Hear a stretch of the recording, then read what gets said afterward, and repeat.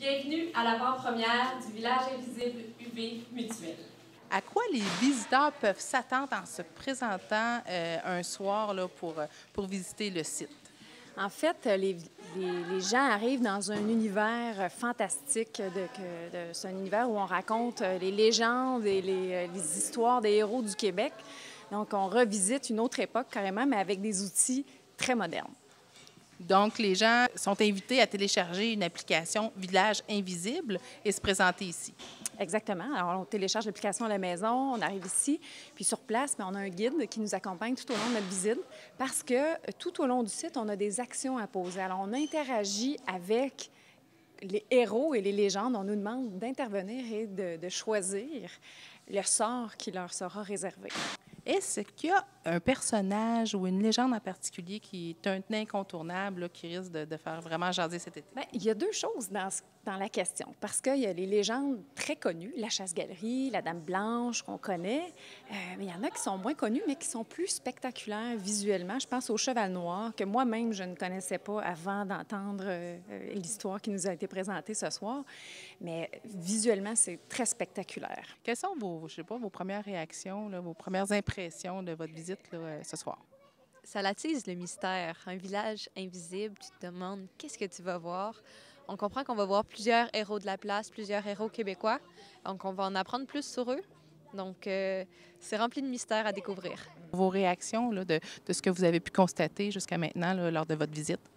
En fait, c'est un peu exceptionnel, là, ce qu'on voit jusqu'à maintenant. On a vu l'église, on en a vu 2 ou 3 là, jusqu'à maintenant. L'église, entre autres, quand on est à l'extérieur puis qu'il y a l'animation, on voit l'église se démolir, se rebâtir, brûler et tout, avec les sons. Là, ça nous donne le goût d'aller plus loin. Là. Bien, les surprises, c'est ce qu'on venait voir. Le village a beaucoup de charme, on le savait, mais là, avec l'interactivité, là, c'est intéressant.